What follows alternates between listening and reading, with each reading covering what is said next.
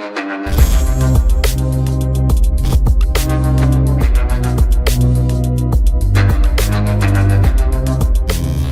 वालेकुम गाइज़, कैसे हैं आप? उम्मीद करता हूं कि आप सब खैरियत से होंगे, खुश होंगे और हमारी दुआ है कि आप हमेशा खुश रहें, हंसते और मुस्कुराते रहें। मेरा नाम है रहमान अनवर। मैं हूं मोहम्मद सईद। मैं मुज़फ़्फ़र इकबाल। और आज हम जिस वीडियो पर रिएक्ट करने जा रहे हैं, इस वीडियो का टाइटल है अब आसमान पर मौत रक्स करेगी, शदीद आ गई। शदीद ही है ना भाई? आ गया परचंद। हाँ भाई, हाँ परचंद आ गया। बिल्कुल भाई, परचंद आ गया। वो हेलीकॉप्टर का दूसरा नाम लिखा हुआ है भाई, यह है कि हिंदी में लिखा हुआ है तो ट्रांसलेट किया ऐसा है। तो करते हैं भाई वीडियो स्टार्ट। अगर वीडियो पसंद आए तो लाइक सब्सक्राइब ज़रूर कीजिएगा और कमेंट में अपनी राय का इज़हार ज़रूर कीजिएगा। तो करते हैं वीडियो स्टार्ट।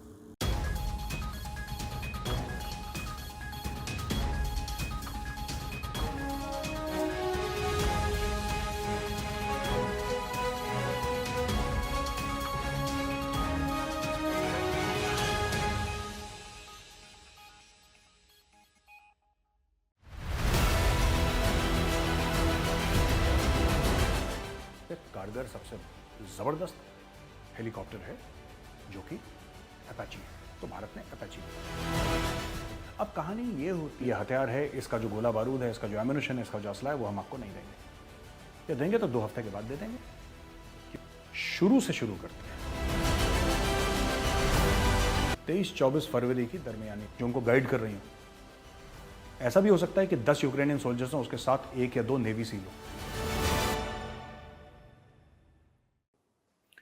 जय हिंद दोस्तों, मैं हूं मेजर गौरवारी और आप देख रहे हैं द चाणक्य डायलॉग्स। दोस्तों, इसके पहले कि आप पूरा वीडियो देखें, मेरी आपसे रिक्वेस्ट है, गुजारिश है, विनती है कि इस वीडियो को लाइक करिए और हमारे चैनल को सब्सक्राइब करिए। बेल आइकन दबाना बिल्कुल मत भूलिएगा। तो दोस्तों, हाल ही में लाइट कॉम्बैट हेलीकॉप्टर इंडक्ट हो गया, कल इंडक्ट हो गया लाइट कॉम्बैट हेलीकॉप्टर। माननीय रक्षा मंत्री श्री राजनाथ सिंह जी गए जोधपुर और इसका इनॉग्रेशन हो गया। ये लाइट कॉम्बैट हेलीकॉप्टर की ज़रूरत क्यों पड़ी, इसका इतिहास क्या है, क्या ये भारत का पहला लाइट कॉम्बैट हेलीकॉप्टर है, क्या ये वो है जो पहली बार भारत ने बनाया है कि इसके पहले भी इंपोर्टेड यानी कि जो आयात करा गया था वो पहले था भारत में, ये पूरा मामला क्या है, ज़रा इसके ऊपर थोड़ी सी बहस कर लेते हैं। और क्यों ज़रूरी है ये लाइट कॉम्बैट हेलीकॉप्टर, इसकी ज़रूरत क्यों पड़ी, इतने हज़ारों करोड़ रुपए इंडियन गवर्नमेंट क्यों खर्च कर रही है, ये प्रोग्राम कब का है। ये प्रोग्राम आज का तो नहीं है, क्योंकि एक लाइट कॉम्बैट हेलीकॉप्टर को बनाने में दशकों लग जाते हैं, क्योंकि आप सिर्फ खरीद नहीं रहे, आप उसको रिसर्च एंड डेवलपमेंट होती है, फिर there are so many steps and processes before army और द नेवी और द एयरफोर्स। ये है तो वैसे एयरफोर्स और आर्मी के लिए, लेकिन कोई भी 3 सर्विसेज कोई भी प्लेटफॉर्म को एक्सेप्ट करती है, उसमें बहुत टाइम लग जाता है। तो उसकी स्टोरी क्या है दोस्तों, ऐसी बात नहीं है कि पहले हेलीकॉप्टर गनशिप भारत के पास नहीं था। MI-25 जिसको अकबर भी बोलते थे, MI-25 ने बहुत ज़बरदस्त रोल प्ले करा था। श्रीलंका में जो ऑपरेशन पवन हुआ था, इंडियन पीस कीपिंग फोर्सेस गई थी वहाँ पे, LTT के खिलाफ ज़बरदस्त काम करा था और काफ़ी सारे मिशंस फ्लाई करे। LTT डरती थी, LTT इसको क्रोकोडाइल बोलती थी क्योंकि ये मगरमच्छ की तरह लगता था और ये बहुत ही एक फियरसम किस्म का हेलीकॉप्टर हुआ करता था। आज भी है इंडियन एयरफोर्स के पास। अच्छा, फिर हाल ही में आपने देखा कि अपाचीज लिए, ये AH-64 अपाचीज जो अमेरिका से आए थे।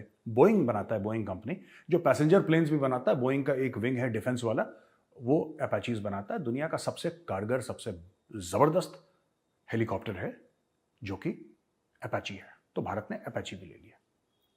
अब कहानी ये होती है कि साहब, अगर भारत ने अपाची ले ली और भारत की अमेरिका से इतनी बनती है, तो भारत डायरेक्टली पैसा अगर भारत के पास है तो 50-100 आपको जितने भी चाहिए आप अमेरिका को ऑर्डर दीजिए। मेक इन इंडिया के तहत Apache, America will be very happy to transfer technology और बोलेगा ठीक है साहब, आप भारत में कहीं पे ज़मीन हमें दीजिए, हम फैक्ट्री बनाएंगे और आपके लिए अपाचीज यहाँ पे बनाएंगे। तो भारत ने ऐसा क्यों नहीं करा? भारत ने इसलिए नहीं करा दोस्तों क्योंकि मैं आपको ले जाता हूँ 1999 कारगिल में। इसके पीछे भी बहुत लंबी कहानी है। कारगिल में यह हुआ कि कारगिल की जो लड़ाई थी वो 9-10 हज़ार से लेकर 18-20 हज़ार फुट तक हुई थी, पर ज़्यादातर जो लड़ाई थी वो दरमियानी 16,000, 17,000, 18,000 फुट पे, बड़े ठंडे, extreme cold climate, lack of oxygen, जहाँ पे ऑक्सीजन की कमी, राइट, इन सब माहौल में कारगिल की लड़ाई हुई थी। हमारे फौजियों ने जिस तरीके से लड़ा वो दुनिया जानती है, दुनिया सल्यूट करती है हमारे फौजी को। ज़बरदस्त लड़ाई हुई वहाँ पे। इन्फेंट्री का बहुत तगड़ा काम था वहाँ पे। आर्टिलरी का बोफोर्स ने पहली बार इतने वाइड स्केल में अपना कमाल दिखाया। कमाल का वेपन तो है ही बोफोर्स, पर बोफोर्स ने बड़ा कमाल दिखाया इतने वाइड स्कोप और स्केल पे कारगिल में। लेकिन एक कमी रह गई है, ये जो हमारे हेवी हेलीकॉप्टर्स थे ना, या दूसरे किस्म के हेलीकॉप्टर्स थे, ये इतनी हाइट पे उड़ नहीं पाते थे। या तो इनकी टेक्नोलॉजी इतनी साउंड नहीं थी, या ये हैवी इतने थे।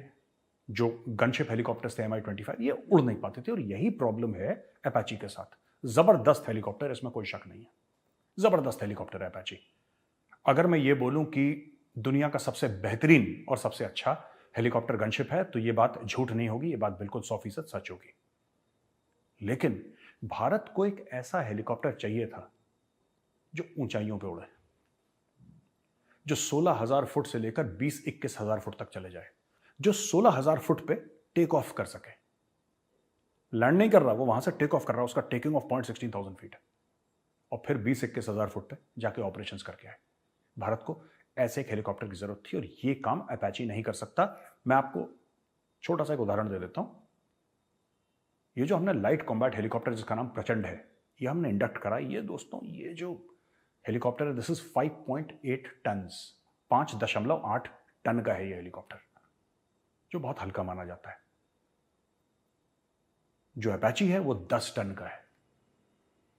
अब 10 टन का उसका इंजन जितना भी मजबूत हो, जितना भी कारगर हो, जितना भी जबरदस्त हो, लेकिन जहां पे ऑक्सीजन की कमी, जहां पे हवा की कमी होती है, क्योंकि हेलीकॉप्टर उड़ता कैसे है, जो हेलीकॉप्टर के पंखे होते हैं, जो रोटर्स होते हैं, वो हवा को नीचे फेंकते हैं, और जब वो हवा को नीचे फेंकते हैं तो फिर ऑपोजिट डायरेक्शन में हेलीकॉप्टर उड़ता है। मैं आपको आसान शब्दों में बता रहा हूँ, इसमें बहुत एरोडायनेमिक्स का भी खेल है, और किस तरीके से फ्लाइंग होती है, ये इतना आसान नहीं है जितना मैं समझा रहा हूँ। लेकिन बताने के लिए, हेलीकॉप्टर को उड़ने के लिए हवा चाहिए। हवा तो खैर प्लेन को भी उड़ने के लिए चाहिए, लेकिन प्लेन्स क्या है कि जेट इंजन के साथ उड़ते हैं, तो उनका मामला थोड़ा सा अलग है। इसका तो डायरेक्टली हवा से ताल्लुक है, तो हवा जितनी फेंक पाएगा उतना हेलीकॉप्टर उड़ पाएगा। तो ये हेलीकॉप्टर इतने वेट के साथ उतने कम ऑक्सीजन में रेरेफाइड एटमॉस्फेयर पे नहीं उड़ पाते, इसलिए भारत को जरूरत थी एक लाइट कॉम्बैट हेलीकॉप्टर की। और ये जो कॉम्बैट हेलीकॉप्टर है, इसके क्या क्या फीचर्स हैं मैं आपको बता दूं दोस्तों। एक तो इसमें, जैसे कि मैंने कुछ नोट्स भी बनाए हैं, तो मैं आपको बता देता हूं कि 5.8 टन्स का तो मैंने आपको बता ही दिया, और इसमें 20 mm की टरेट गन्स हैं, 20 mm, और इसमें रॉकेट सिस्टम्स हैं, और इसमें और दूसरे वेपन्स भी हैं। और इसकी जो असली में जो सलाहियत है, ये नाइट कॉम्बैट कैपेबिलिटी रखता है, यानी कि हेलीकॉप्टर रात को लड़ सकता है, बिल्कुल अंधेरे में ये हेलीकॉप्टर रात को लड़ सकता है। पहली बात ये। दूसरी चीज, इसमें आर्मर्ड प्रोटेक्शन है। तीसरी बात, इसमें स्टेल्थ फीचर्स हैं, यानी कि ये रडार का जो क्रॉस सेक्शन है, जो सिग्नेचर है, जो रडार पे आएगा, वो कम दिखाई देगा, जितना होना चाहिए उससे बहुत कम दिखाई देगा। तो ये सुरक्षा करता है और ऑपरेशनल सीक्रेसी रखता है, हेलीकॉप्टर की भी, मिशन की भी, और क्रू की भी। जो क्रू की सेफ्टी सिक्योरिटी है वो कम रखता है। इसमें काउंटर मेजर्स भी हैं, जैसे फ्लेयर्स हो गए, जब कोई मिसाइल आती है इसको मारने के लिए, तो उससे कैसे निपटना है, इसमें ये भी है। इसमें कुछ मिसाइल्स हैं इसमें। तो दोस्तों, इसमें जो हथियार हैं, 20 mm की कैनन है जो उसके नोज पे माउंटेड है। इसमें मिस्ट्रल मिसाइल्स हैं जो कि एयर टू एयर है, यानी कि सामने से अगर कोई हवाई जहाज आता है, कोई हेलीकॉप्टर आता है, उसको मार गिराने की क्षमता रखने वाला फ्रेंच ओरिजिन की मिसाइल्स हैं ये। इसके अलावा एक और मिसाइल है, ध्रुवस्त्रा जिसको कहा जा रहा है, और इसको हेलिना भी कहते हैं। बेसिकली क्या है कि नाग ही है। नाग मिसाइल, एंटी टैंक मिसाइल आपने सुनी होगी, ये नाग एंटी टैंक मिसाइल ही है, with N extended range on a helicopter platform. ठीक है। इसके अलावा कई सारी और चीज़ें हैं, और जैसे जैसे इसके आइटरेशंस आएंगे और इसमें कैपेबिलिटीज़ और फैसिलिटीज़ बढ़ती जाएंगी। मैं ज़्यादा टेक्निकल चीज़ों में नहीं जा रहा, आपको मोटा मोटी समझा रहा हूँ कि ये हेलीकॉप्टर है कि अब ये इंपॉर्टेंट क्यों है भारत के लिए। देखिए, जब लड़ाई होती है दोस्तों, तो डिप्लोमेटिक प्रेशर आता है। आज की तारीख में अमेरिका, ठीक है, हमने अमेरिका से कुछ हवाई जहाज ले लिया, हमने रशिया से ले लिया, हमने सबसे ले लिया। ये आत्मनिर्भर भारत जो डिफेंस में है ना, इसका 2-3 पहलू हैं इसके। लोग कहते हैं कि साहब डॉलर बचाना चाह रहे हैं, या इंपोर्ट बचाना चाह रहे हैं और एक्सपोर्ट करना चाह रहे हैं। वो एक पहलू है, वो सच है, लेकिन एक और बड़ा युद्ध नीति से जो डायरेक्टली जुड़ा हुआ पहलू दोस्तों ये है कि ऐसा होता है कि जब लड़ाई होती है तो डिप्लोमेटिक प्रेशर होता है एक देश के ऊपर। भारत की लड़ाई हो गई पाकिस्तान से, ठीक है, और मानिए उस वक्त अमेरिका वापस अफगानिस्तान चला गया। अभी अमेरिका अफगानिस्तान में नहीं है, मानिए उस वक्त अमेरिका दोबारा अफगानिस्तान चला गया, वहां पर रशिया चला गया, कोई भी चला गया वहां पे जिससे हमने हथियार खरीद रखे, और भारत और पाकिस्तान की लड़ाई हो गई है। अब अफगानिस्तान जितना भी सामान जाता है, माल जाता है, हथियार जाते हैं, सारा पाकिस्तान के थ्रू जाता है, क्योंकि पोर्ट उनके पास है। जो ईरान वाला पोर्ट है, ईरान के ऊपर तो सैंक्शंस लगा रखे हैं दोस्तों ने, ईरान के थ्रू तो कोई जाएगा नहीं, तो जाएगा पाकिस्तान के थ्रू। पाकिस्तान का नेटवर्क भी बड़ा अच्छा है इनसाइड अफगानिस्तान, उन्होंने लोग अपने पाल रखे हैं, गुर्गे पाल रखे हैं। तो कल यही अमेरिका, यही रशिया हो सकता है कि भारत को बोले नहीं आ रहा है, फिर लड़ाई रोकिए और जो भी है देखिए, हमारी हमारी अभी साठगांठ चल रही है पाकिस्तान से, आप ये लड़ाई रोकिए। ये बिल्कुल डिप्लोमेटिक प्रेशर आएगा, और अगर हमने लड़ाई नहीं रोकी तो फिर अच्छा ठीक है, ये हथियार है, इसका जो गोला बारूद है, इसका जो एम्यूनिशन है, इसका जो असला है, वो हम आपको नहीं देंगे, या देंगे तो 2 हफ्ते के बाद दे देंगे कि उनकी बात भी बने रहे, हमारा काम भी ना हो। तो इसीलिए मोदी जी बार बार आत्मनिर्भर भारत कह रहे हैं डिफेंस में, और यही राजनाथ सिंह जी भी कह रहे हैं। ये आत्मनिर्भर भारत का जो मामला है, क्या हमारे जो वेपन सिस्टम्स बन रहे हैं वो वर्ल्ड क्लास हैं? क्या इससे अच्छा कोई वेपन सिस्टम नहीं है? ऐसा नहीं है दोस्तों, अच्छे वेपन सिस्टम्स हैं, इसमें कोई शक नहीं है, लेकिन अगर कोई बोले कि इससे अच्छा दुनिया में नहीं है, तो ये मैं मानने को तैयार नहीं हूं। हमें सच बोलना चाहिए, लेकिन सबसे बड़ी बात पता है क्या है? जब हम खुद एक्सेप्ट करेंगे अपने वेपन सिस्टम्स, तो ये अच्छे भी होंगे। आप दुनिया को कैसे ये बोलेंगे कि आप प्रचंड जो है हमारा हेलीकॉप्टर आप खरीदिए हमसे? हम इस्तेमाल करना चाहते हैं अपाची, हम इस्तेमाल करना चाहते हैं वेस्ट के हेलीकॉप्टर्स। दुनिया को बोल रहे हैं तुम हिंदुस्तानी खरीदो हेलीकॉप्टर, तो दुनिया तो ये बोलेगी ना भाई पहले अपना खुद का इस्तेमाल करो। तो वही एक और लॉजिक है, ये प्रचंड भारत में बनेगा, भारतीय इसको बनाएंगे। प्रचंड is made in India, by Indians, designed by Indians, armed by Indians, phloem into combat by Indians. तो ये एक चीज है, और नो डाउट जो मैंने एयरफोर्स वालों से बात करी है, जिनको इसके बारे में नॉलेज है एयरफोर्स वालों से, जो सर्विंग ऑफिसर्स हैं, उन्होंने बोला है कि जबरदस्त प्लेटफॉर्म है। और एक किसी एयरफोर्स के ऑफिसर ने तो मोहम्मद अली को कोट करते हुए बोला भी था, पूछा कि प्रचंड कैसा है, बोला कि floats like a butterfly, stings like a bee. वो मोहम्मद अली का बड़ा फेमस बॉक्सिंग का कोट है कि floats like a butterfly, stings like a bee. तो ये इसके बारे में हमारे एयरफोर्स ऑफिसर्स का मानना है कि बहुत ज़बरदस्त प्लेटफॉर्म है। तो ये हमें दोस्तों, ये क्या क्या कर सकता है, जैसे मैंने बोला कि ध्रुवास्त्र जो मिसाइल है, हेलिना या नाक कह लीजिए विद एन एक्सटेंडेड रेंज, ये जमीन पे टैंकों को मार गिरा सकती है। जो मिस्ट्रल मिसाइल्स हैं वो हवाई जहाज को मार सकते हैं। जो इसमें 20 mm कैनन्स हैं, और भी इसमें रॉकेट्स हैं, they can do a lot of damage. और इसको फिलहाल के लिए जोधपुर में रखा गया है, और ये आर्मी और एयरफोर्स दोनों के लिए आएंगे। और जितना मेरा एक अनुमान है, ये मेरी सोच है दोस्तों, ये मेरी सोच है, ये मेरा एनालिसिस है, और मुझे ऐसा लगता है कि मैं सही बोल रहा हूं उसमें। देखिए, इसको दिया है एयरफोर्स को, जो वेस्टर्न सेक्टर है, पूरे वेस्टर्न सेक्टर में एयरफोर्स के पास ये होगा, तो ये एंटी टैंक रोल में होगा, और जो strategic lines of communication and supply उसको डिसरप्ट करने के लिए हो सकता है। जो एडवांसिंग इन्फेंट्री है उसको कवर फायर देना है, तब हो सकता है। 10 काम इसके हो सकते हैं जो डेजर्ट में है। जोधपुर में 12 कोर है, और तो वहाँ पे ये चल रहा है। तो they are all doing that in Jodhpur. वो टैंक कंट्री है, जाहिर सी बात है। राजस्थान, पंजाब, लोअर जम्मू और even upper Jammu for that matter, tanks तो कहीं पे भी आजकल, लेह लद्दाख में टैंक्स पहुँच गए, तो जम्मू में तो पहाड़ी इतने बड़े नहीं हैं, जब लद्दाख में पहुँच सकते हैं तो ये सब चीज़ें चल रही हैं वहाँ पे। अच्छा, आर्मी जो चाह रही है, जहाँ तक मैंने अनुमान लगाया मीडिया रिपोर्ट्स पढ़ के, आर्मी चाह रही है अगेंस्ट चाइना इसको। तो आपके 2 थ्रेट है ना, पाकिस्तान और चाइना। आर्मी इसको करेगी अगेंस्ट चाइना, और जो आर्मी के पास आएंगे, जो आर्मी एविएशन वाले चलाएंगे इसको, दीज आर्म्ड हेलीकॉप्टर्स, क्योंकि इनकी सलाहियत भी यही है कि ऊंची ऊंची हाइट्स पे चले। तो लाइन ऑफ कंट्रोल पे मुझे लगता है कि आर्मी की स्क्वाड्रन्स लगेंगी, और फिर इनको वहाँ से मैनेज करा जाएगा। तो ये था थोड़ा बहुत, मुझे लगा कि प्रचंड के बारे में, जो उसको नाम दिया गया है प्रचंड के बारे में आपको बताऊं। ऐसा नहीं है कि ये पहला हेलीकॉप्टर गनशिप है जो भारत के पास आया है। MI-25 इसके पहले आ चुका है, रशियन है, अपाची है, जो इसके पहले आ चुका है, जो कि अमेरिकन में ज़बरदस्त हेलीकॉप्टर है वो, लेकिन हमारी रिक्वायरमेंट के लिए ये सही है। तो ऐसी बात नहीं है कि अपाची की यूज़ नहीं है, अपाची का भी यूज़ है। अपाची अपने टेरेन में यूज़ करा जाएगा, ये अपने टेरेन में यूज़ करा जाएगा, ये स्पेसिफिक टू एरियाज़ हैं, ऐसा मुझे लगता है। अपाची भी हाई एल्टीट्यूड तक यूज़ करा जा सकता है, लेकिन जो मुझे नहीं लगता कि कोई आर्मी इतनी हाइट पे डिप्लॉयड है जितनी इंडियन आर्मी है, over such a long period of time, इतने नंबर्स पे। कोई भी फौज, यूएस आर्मी, रशियन आर्मी, ऐसे क्लाइमेट, ऐसे टोपोग्राफी में कोई भी फौज, हमारे ऑपोजिट चाइनीज़ आर्मी वो भी ऐसे डिप्लॉयड नहीं है, पाकिस्तान आर्मी वो भी ऐसे डिप्लॉयड नहीं है। वर्ल्ड के हाईएस्ट बैटलफील्ड में इंडियन आर्मी है सियाचिन ग्लेशियर पे, वहाँ पे कोई नहीं है। सियाचिन ग्लेशियर के 1 इंच ज़मीन पे पाकिस्तानी फौज नहीं है। वो अपने लोगों को झूठ बोलते हैं कि we are on Siachen, they are not on Siachen, वो स्कर्दू में नीचे पड़े हुए हैं, they are not on Siachen glacier. तो ये जो पूरी चीज़ मैं आपको बता रहा हूँ, ये थोड़ा सा जिसको लबो लुबाब कहते हैं, एक जिस्ट है, एक निचोड़ है इसके बारे में, आपके लाइट कॉम्बैट हेलीकॉप्टर प्रचंड के बारे में। दोस्तों ये वीडियो देख रहे थे, हमने यहाँ से मेजर साहब का वो पार्ट लिया है जिसमें भाई सिर्फ प्रचंड का भाई जिक्र है और उसके बारे में हमें इंफॉर्मेशन चाहिए। बाकी ओवरऑल तो चाहिए तो होती है, लेकिन खैर हम तो भाई देखते हैं भाई प्रचंड, जिससे भाई बहुत ही ज़्यादा इंडियंस खुश हैं।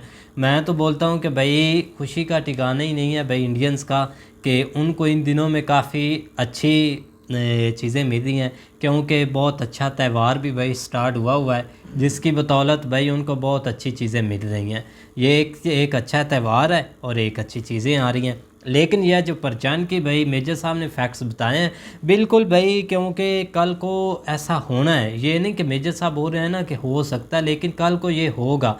अमेरिका फिर आ सकता है, रशिया इधर टांग अड़ा सकता है, क्योंकि इनका कौन सा पता चलता है, या अब कौन सा भाई अमेरिका बाहर बैठा हुआ है अफगानिस्तान से। ये बस कहने की बातें हैं कि वो चले गए ना। कितने भी आर्टिकल और न्यूज़ देखी है ना, सबसे मेन पॉइंट होता है इस पर कारगिल वार, जो एक ना उधर हाइट थी और इस पर इंडियन आर्मी उस पर पहुंच नहीं सकती, या इतनी हेलीकॉप्टर उधर मतलब ना नहीं था जो ऊंचाई से वार कर सके।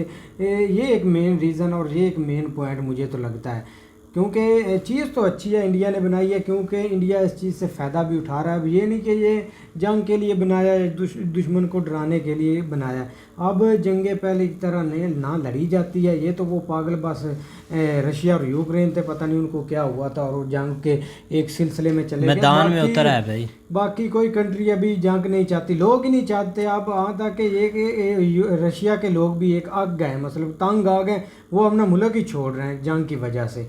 और रही बात है कि हेलीकॉप्टर अच्छी बात है, क्योंकि अब अमेरिका के जो वेपन है ना वो होते हैं बहुत महंगे, तो इतना लोग रिस्क नहीं लेते। चाइना के ऊपर वो कोई डिपेंड नहीं करता सिवा पाकिस्तान के और रशिया पर पाबंदियां बहुत लगी हुई हैं, तो इससे अब इंडिया फ़ायदा उठा रहा है। इंडिया अपने मतलब के हर चीज़ बना रहा है वेपन और दुनिया को दे रहा है एक कम कीमत में, कुछ मतलब कि कंपैरिजन यूएसए के, वो कम कीमत में अभी उन्होंने हाल ही में वो नहीं की डील पनिका की, क्या उसका नाम पनिका ही है ना, पनाका भाई उन्होंने देने, उन्होंने अजरबैजान नहीं अरमानिया को देना है। आप हाल ही में चले जाएं, उन्होंने 2019 में भी काफ़ी वेपन दिए हैं अरमानिया को इंडिया के लिए। तो सब अपना मतलब के कारोबार, पनाका इधर आपके भी बॉर्डर पर तैनात है, अच्छा, पाकिस्तान के भी बॉर्डर पर तैनात है, चाइना के बॉर्डर पर भी तैनात है।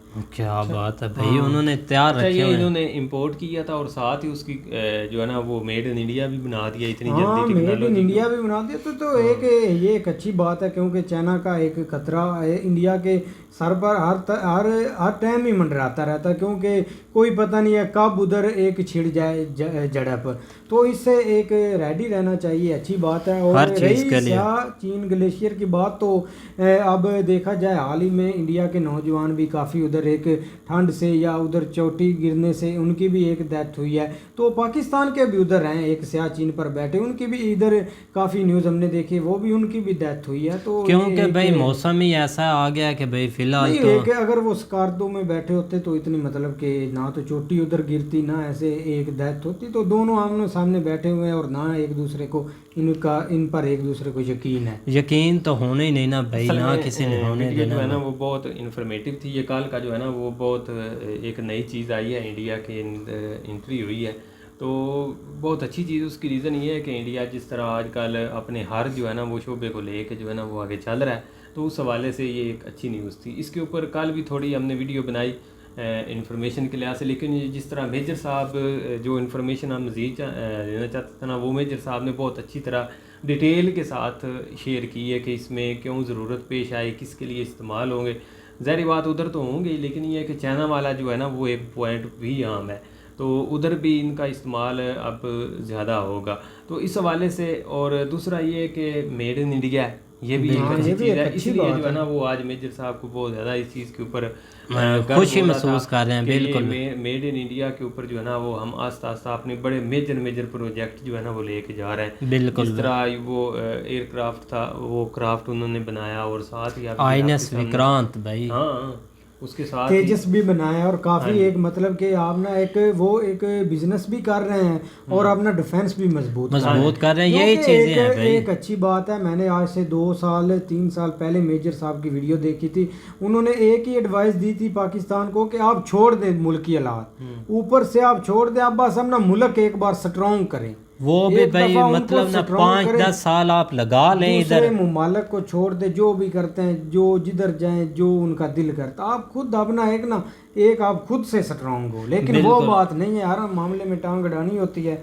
तो ठीक है, इंडिया एक अच्छा एक उभर रहा है मुल्क, एक डिफेंस के लिहाज से, कारोबार के लिहाज से, एक मेड इन इंडिया के लिहाज से ठीक है, अच्छी तरह मतलब कि आगे आए भाई। बिल्कुल भाई, कोई शक नहीं। तो उम्मीद करते हैं कि गाइज़ आपको वीडियो पसंद आएगी। अगर पसंद आए तो लाइक सब्सक्राइब ज़रूर कीजिएगा, और कमेंट में अपनी राय का इज़हार ज़रूर कीजिएगा। अल्लाह हाफिज़।